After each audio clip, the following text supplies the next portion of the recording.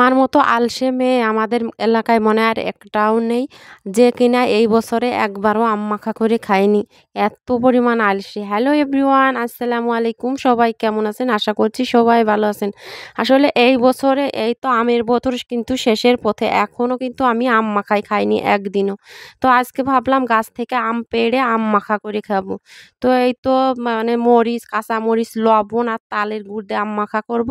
তো আমগুলো সুন্দরভাবে ছুলে এই তো আমি বটি দিয়ে কুচি কুচি করে আর কি কেটে নিতে যাচ্ছিলাম, কিন্তু আমার বড় যা বলতিছে বটি দিয়ে না কেটে তুমি হচ্ছে কুড়ানি দিয়ে আমগুলো কুড়িয়ে নাও, তাহলে খেতে বেশি মজা হবে না। আসলে আমি এত বেশি আসছিল যে কুড়ানি দিয়েও দেখেন কুড়ানো যাচ্ছে না।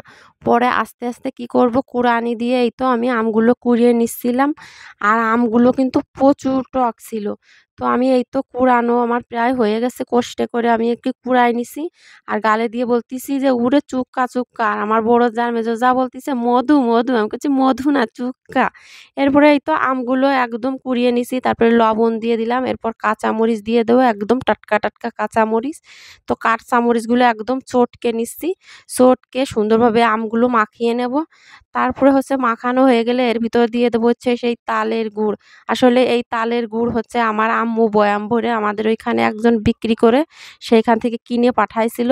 আর তালের গুড় দিয়ে যে কোনো জিনিস মাখালে কিন্তু পিঠা বানালেও খেতে অনেক বেশি মজা হয়, এত ভালো লাগে। তো এই তো আমি সুন্দরভাবে আমগুলো মাখিয়ে এখন এর ভিতর তালের গুড়টা দিয়ে দেব।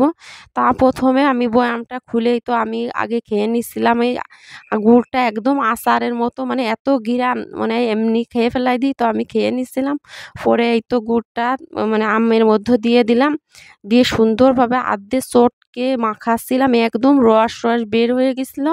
পরে একটু কাসুন্দিও দিয়ে দিলাম টেস্টের জন্য আর কি। আর এই তো আমার আম মাখা হয়ে গেছে। তো আমার বড় যাকে, মেজো যাকে, আরও অনেক লোক ছিল আমার পাশে, সবাইকে তো ভিডিওতে আর দেখানো যায় না। বলতেছি বড় আপা এই তো মেজো আপা হয়ে গেছে, আপনারা তাড়াতাড়ি খেয়ে নেন। আর আম মাখানোটা যে এত বেশি মজা হয়েছিল, সবাই তো আমার প্রশংসা করতেছিল, বলতেছে আবার আম মাখাও। তো সবাই মিলে এই তো আমরা খেয়ে নিচ্ছি। আর আমার আম মাখাটা কেমন হয়েছে অবশ্যই কমেন্ট করে জানাবেন। সবাই ভালো থাকবেন, সুস্থ থাকবেন। আল্লাহ হাফেজ।